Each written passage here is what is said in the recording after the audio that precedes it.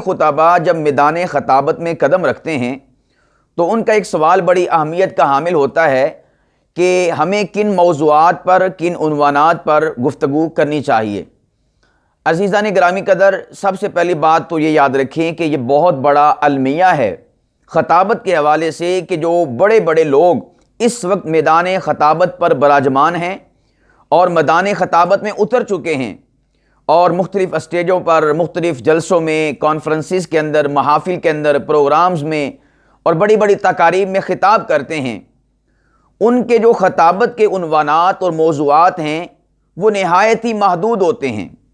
حالانکہ خطابت کے جو عنوانات اور موضوعات ہیں ان کا دائرہ کار محدود نہیں، لامحدود ہے، اس کی کوئی لمٹ، اس کی کوئی حد نہیں ہے۔ لیکن آج کے جو خطابت کرنے والے افراد ہیں انہوں نے خطابت کے عنوانات کی حد قائم کر رکھی ہے۔ وہ حد کیا ہے کہ نبی پاک صلی اللہ علیہ وسلم کے فضائل کو بیان کرنا، حضور علیہ السلام کی ولادت با سعادت، اس کے حوالے سے جو واقعات ہیں ان کو بیان کرنا۔ ان کی حد کیا ہے؟ دائی حلیمہ کے واقعے کو بیان کرنا۔ ان کی حد کیا ہے؟ فضائل صحابہ، فضائل اہل بیت تک اپنے آپ کو محدود رکھنا۔ گویا ہے کہ ہر خطیب نے اپنی اپنی حد مقرر کر رکھی ہے کہ میں نے اس عنوان پر گفتگو کرنی ہے اور پورا سال کرنی ہے۔ محرم ہو تب کرنی ہے، ربیع الاول ہو تب کرنی ہے، سفر ہو، رمضان ہو، کوئی بھی مہینہ آ جائے، بس میں نے اس سبجیکٹ کے اوپر بولنا ہے، اس عنوان پر گفتگو کرنی ہے۔ اس کے علاوہ کسی عنوان پر گفتگو کرنا اس کو گویا کہ اس کی غرض میں نہیں شامل ہوتا، اس کے مقاصد میں شامل نہیں ہوتا۔ جمعہ کہیں پر پڑھانا ہے، انہی موضوعات پہ گفتگو کرنی ہے۔ رمضان کی تقاریب ہیں، انہی موضوعات پہ گفتگو کرنی ہے۔ ربیع الاول کی تقاریب ہیں، انہی موضوعات کے اوپر گفتگو کرنی ہے۔ محرم الحرام ہے، انہی موضوعات پہ گفتگو کرنی ہے۔ عالمی مسلمانوں کو جو چیلنجز ہیں یہ درپیش ہیں، پھر بھی انہی موضوعات پہ گفتگو کرنی ہے۔ مسلمانوں کو عالمی حالات کا سامنا ہے، تب بھی انہی موضوعات کے اوپر گفتگو کرنی ہے۔ تعلیم کے مسائل ہیں، تب بھی اس خطیب کو اپنے جو چوائس کردہ، اپنے جو متعین کردہ، چوز کردہ جو عنوانات ہیں، بس انہی عنوانات کے اوپر اس خطیب نے گفتگو کرنی ہے۔ عزیزان گرامی قدر، یاد رکھیے گا، اگر ہماری خطابت کا سلسلہ یوں محدود چلتا رہا تو یاد رکھیے گا ہم بہت بڑی تنزلی اور عمیق گہرائیوں میں اپنے آپ کو اور اپنی نسلوں کو گرا رہے ہیں۔ میرے ان جملوں کو آپ ذرا دل کی تختیوں کے اوپر لکھیے گا اور اس کے اوپر غور و فکر کیجئے گا کہ میں کس گہرائی میں جا کر آپ سے محو گفتگو ہوں۔ میں اس سوال کا جواب جو میں نے شروع میں اٹھایا کہ جو مبتدی خطباء کی طرف سے ہوتا ہے کہ ہمارے خطابت کے موضوعات کیا ہیں، ہمیں کن عنوانات پر گفتگو کرنی چاہیے، میں چاہوں گا کہ اس حوالے سے اس کا جواب میں نہ دوں، بلکہ ہم اللہ کے کلام قرآن مجید برہان رشید سے سوال کرتے ہیں کہ اے قرآن، آپ ہمیں گائیڈ کیجئے، آپ ہمیں بتائیے کہ ایک خطیب کے موضوعات کیا کیا ہونے چاہیے، ایک خطیب کے خطابت کے عنوانات کیا کیا ہونے چاہیے۔ تو آئیے قرآن پاک سے اس سوال کا جواب تلاش کرتے ہیں۔ پروردگار عالم خلاق عالم نے 6واں پارہ ہے، سورہ مائدہ ہے، آیت نمبر ہے 67 یعنی 67۔ اللہ پاک نے حضور اکرم صلی اللہ علیہ وسلم کو، جو کہ سید الخطباء ہیں، جنہوں نے اپنی خطابت کے ذریعے سے، اپنے بیانات کے ذریعے سے، اپنے مواعظ حسنہ کے ذریعے سے دین اسلام اور اللہ رب العالمین کے احکامات کو رہتی دنیا تک پہنچایا، لوگوں کو گائیڈنس فراہم کی، لوگوں کو راہیں سلجھائیں اور سیدھے راستے پر چلایا۔ اللہ پاک اس نبی سے فرماتے ہیں جو سید الخطباء ہے، فرمایا یا ایھا الرسول، اے ہمارے بھیجے ہوئے پیغمبر، اے ہمارے بھیجے ہوئے خطیب، اے ہمارے بھیجے ہوئے واعظ، اے ہمارے بھیجے ہوئے لوگوں کو ڈرانے والے، بشارتیں سنانے والے، ہمارے پیغام، ہمارے میسج کو دنیا تک کنوے کرنے والے، پہنچانے والے، یا ایھا الرسول، اے عظمت والے رسول، اے شان والے رسول، بلغ ما انزل الیک من ربک، فرمایا کہ پہنچا دیجئے جو کچھ آپ کے پروردگار کی طرف سے آپ پر نازل کیا گیا ہے۔ عزیزان گرامی قدر، یہ ہے آپ کے سوال کا جواب کہ ہمیں خطابت کے جو عنوانات ہیں، موضوعات ہیں، اس کا دائرہ کار کیا ہے، وہ کون کون سے عنوانات ہیں، وہ کون کون سے موضوعات ہیں۔ اس کا ایک ہی جواب ہے کہ ما انزل الیک من ربک، یہ خطابت کے عنوانات ہیں۔ ما انزل الیک من ربک، یہ خطابت کے سبجیکٹس ہیں۔ ما انزل الیک من ربک، یہ خطابت کے عنوانات اور موضوعات ہیں جس پر ایک خطیب کو گفتگو کرنی چاہیے۔ اب یہ ما انزل الیک من ربک کیا ہے، اس کا معنی کیا ہے، اس کا مفہوم کیا ہے؟ کہ جو کچھ آپ کی طرف آپ کے پروردگار نے اتارا ہے، بلغ، آپ نے اس کو پہنچانا ہے۔ اب آپ سوچئے کہ اللہ سبحانہ و تعالیٰ نے حضور اکرم صلی اللہ علیہ وسلم کی طرف کیا کچھ نازل فرمایا۔ سب سے پہلی چیز کتاب اللہ، اللہ کا قرآن۔ اور اب اللہ کے قرآن پاک کو دیکھیے کہ قرآن پاک کے اندر اللہ سبحانہ و تعالیٰ نے صرف حضور علیہ الصلوۃ والسلام کی عظمت کو بیان کیا، حضور علیہ الصلوۃ والسلام کے میلاد کو بیان کیا، لقد من اللہ علی المؤمنین اذ بعث فیہم رسولا، بس حضور علیہ الصلوۃ والسلام کے مقصد میلاد کو ذکر کیا، بس اصحاب محمد کے فضائل کو بیان کیا، اہل بیت کے فضائل کو بیان کیا، اس سے آگے کچھ نہیں کہا۔ عزیزان گرامی قدر، اگر آپ قرآن پاک کی سطروں پر نظر رکھتے ہیں، قرآن پاک کی آیات پر نظر رکھتے ہیں، قرآن پاک کا ایک ایک ورق آپ کی نظروں سے گزرتا ہے، تو آپ یقیناً اس بات کو محسوس کریں گے کہ قرآن نے ہمیں معاشرت کو بھی ہمارے سامنے بیان کیا ہے، سیاست کو بھی بیان کیا ہے، ملکی حالات کو بیان کیا، بین الاقوامی، خارجہ امور، داخلہ امور، گھریلو زندگی، معاشرت کو، اور زندگی کے تمام تر جتنے بھی دائرہ کار ہیں، سب کو قرآن پاک نے اپنے ان جو جتنی بھی آیات ہیں اس میں تفصیل کے ساتھ بیان فرمایا ہے۔ تو کیا ہمارے عنوانات یہ چیزیں نہیں ہونی چاہیے؟ کیا ہمارے عنوانات کا حصہ، ہماری خطابت کا حصہ وہ سیاست سے متعلق نہیں ہونا چاہیے؟ کیا ہمارے عنوانات کے اندر اسلام کی نظر میں مزدوروں کے کیا حقوق ہیں، ان عنوانات کے اوپر گفتگو نہیں ہونی چاہیے؟ اسلام میں جوڈیشری کیسے ہے، اسلام کے اندر وکلاء کا جو ایک سیٹ اپ ہے، اسلام اس کو کس طرح لا اور قانون فراہم کرتا ہے، اس کے لیے کیا لائن مقرر کرتا ہے، کیا ہمارے موضوعات کا حصہ یہ نہیں ہونا چاہیے؟ اسلام جج کے حوالے سے، اس کی کیپیبلٹی، اس کی صلاحیت کے حوالے سے کیا رولز اور قوانین فراہم کرتا ہے؟ عدالتوں کے حوالے سے اسلام کیا کہتا ہے؟ کیا ہماری خطابت کا حصہ یہ نہیں ہونا چاہیے؟ اسلام ملکی سیاست کے حوالے سے کیا کہتا ہے؟ کیا ہمارے موضوعات کا حصہ یہ ٹاپک، یہ عنوان نہیں ہونا چاہیے؟ اسلام میں غیر مسلموں کے حقوق کیا ہیں؟ اسلام ذمیوں کے حوالے سے کیسے گفتگو کرتا ہے؟ کیا ہمارے خطابت کے عنوانات اور موضوعات یہ نہیں ہونے چاہیے؟ اسلام میں بیوی کا مقام کیا ہے، بیوی کے حقوق کیا ہیں، شوہر کے حقوق کیا ہیں، اولاد کے حقوق کیا ہیں، اولاد کی تربیت کیسے کی جاتی ہے، اسلام کی نگاہ کے اندر تعلیم کی کیا حیثیت ہے، تعلیم کے خد و خال کیا ہیں، اس کا میکانزم کیا ہے، یہ ساری چیزیں ہماری خطابت کا حصہ نہیں ہونی چاہیے؟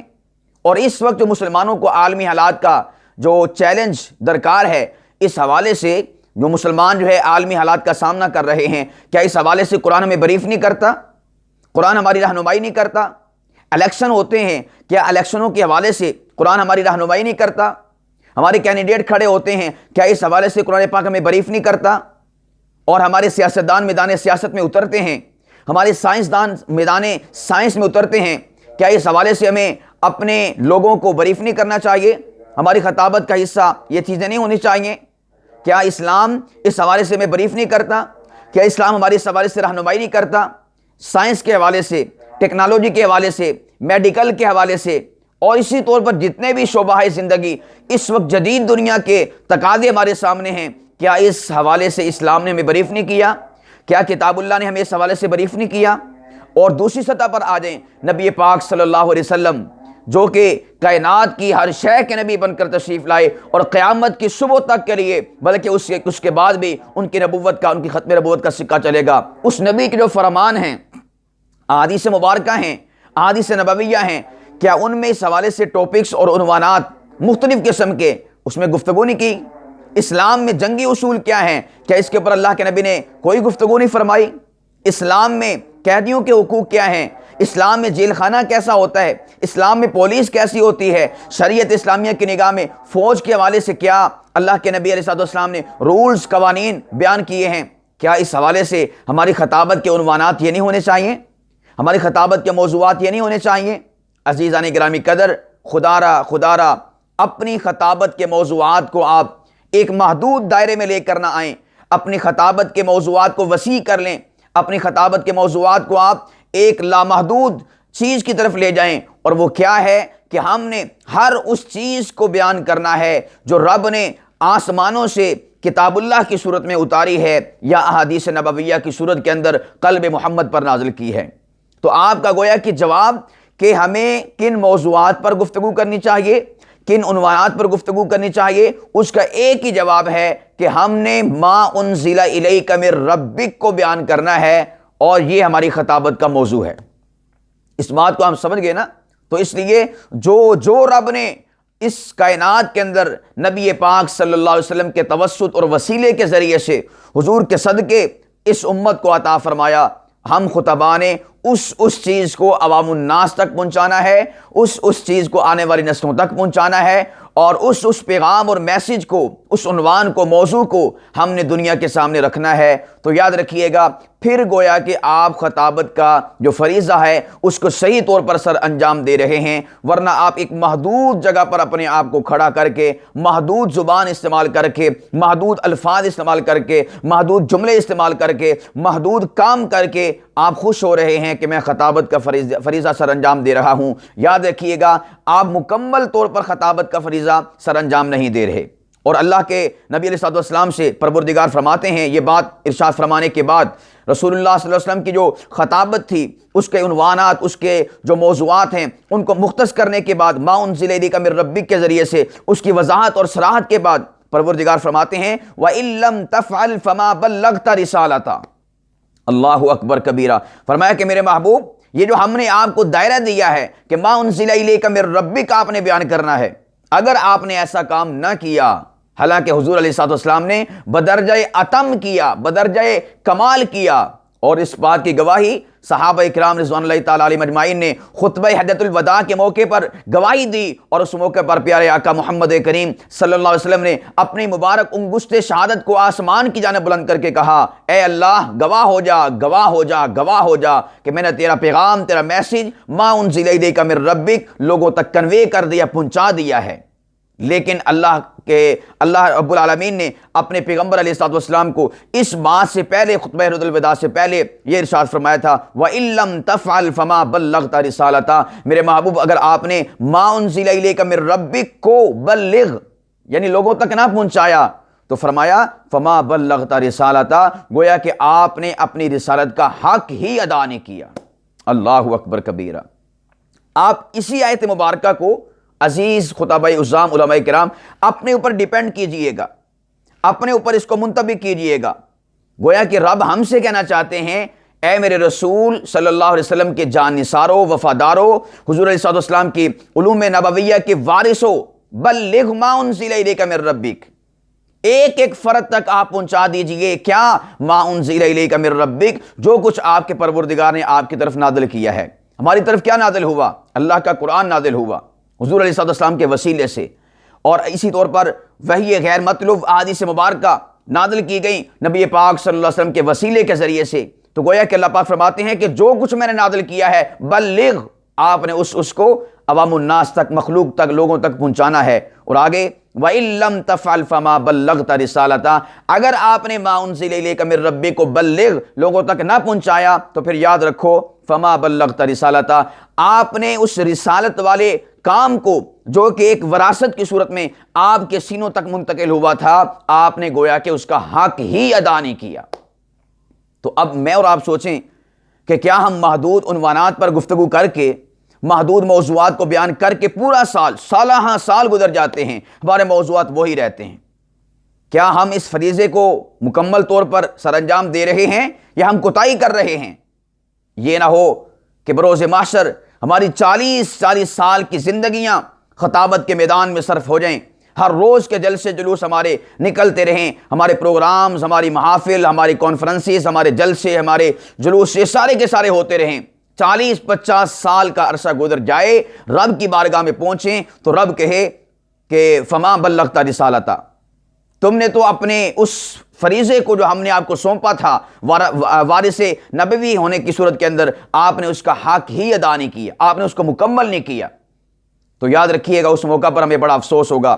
ابھی وقت ہے، اپنے آپ کو سنبھالیے، اپنے موضوعات کو وسیع کیجئے، محدود نہ کیجئے، وسیع کیجئے، ہر عنوان پر، ہر ٹاپک پر گفتگو کیجئے۔ الحمدللہ محققین نے اور مؤلفین نے اور اسی طور پر مصنفین نے بیشتر کتابیں ایک ایک عنوان کے اوپر 20 کتابیں موجود ہیں، مواد موجود ہے، احادیث نبویہ سے اور قرآنی آیات مبارکہ سے مزین آپ کے پاس موجود ہے۔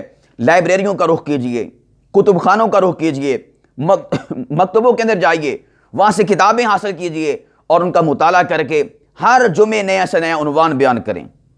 کبھی آپ کے جمعے کا عنوان ہونا چاہیے شریعت اسلامیہ کی نظر میں سیاست، کبھی آپ کا عنوان ہونا چاہیے شریعت اسلامیہ کی نظر میں مزدوروں کے حقوق، شریعت اسلامیہ کی نظر میں خواتین کے حقوق، شریعت اسلامیہ کی نظر میں تعلیم کا سسٹم اور نظام کیا ہے، شریعت اسلامیہ کی نظر میں یہ جو سڑکیں بن رہی ہیں، یہ جو پل بنائے جا رہے ہیں، ہاسپٹلز تعمیر کیے جا رہے ہیں اور بڑے بڑے جو کھیلوں کے میدان بنائے جا رہے ہیں، اس حوالے سے شریعت ہمیں کیا کہتی ہے، وہ اصول، وہ ضابطے، وہ قوانین، وہ تعلیمات، وہ روشن ہدایت عوام الناس کو کنوے کیجئے، عوام الناس کے کانوں تک پہنچائیے، ان کے دلوں پر دستک دیجئے۔ جدید ٹیکنالوجی کے حوالے سے، سائنس کے حوالے سے، میڈیکل کے حوالے سے شریعت اسلامیہ میں کیا کہتی ہے، یہ آپ کے عنوانات کے اندر چیزیں داخل ہونی چاہیے۔ عزیزان گرامی قدر، اگر آپ نے اپنے موضوعات کو محدود رکھا اور بہت ہی محدود رکھا تو یاد رکھیے گا ہم اپنا بھی نقصان کر رہے ہیں اور اپنی آنے والی نسلوں کا بھی نقصان کر رہے ہیں۔ اور اگر آپ کے عنوانات ما انزل الیک من ربک تک پہنچ گئے، وسیع ہو گئے، تو یقین جانیے کہ آپ نے اپنی خطابت کا جو حق ہے وہ بھی عطا کر دیا اور آنے والی نسلوں تک آپ نے جو ہے کما حق ہو، اللہ کی اس مبارک جو فرمان تھا، مبارک حکم تھا ما انزل الیک من ربک بلغ والا، آپ نے اس کو مکمل طور پر جو ہے آنے والی نسلوں تک منتقل کر دیا۔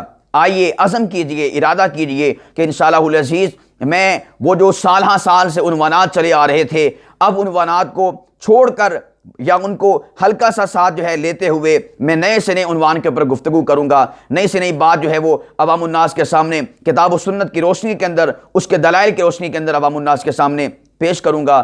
اللہ سبحانہ و تعالی ہم سب کو اور تمام خطباء عظام کو یہ سورہ مائدہ کی آیت نمبر جو 67 ہے، 67، یا ایھا الرسول بلغ ما انزل الیک من ربک وان لم تفعل فما بلغت رسالتہ، اس کو سمجھنے کی توفیق عطا فرمائے اور اس کو خطابت کا موضوع، خطابت کا دائرہ کار سمجھتے ہوئے اس میں غور و خوض کر کے عوام الناس کو، نئی نسلوں کو، اپنے سامعین کو اپنے جو علوم ہیں احادیث نبویہ اور قرآنی آیات کی صورت کے اندر ان سے جو ہے مستفید کروانے کی اور ان تک پہنچانے کی توفیق عطا فرمائے۔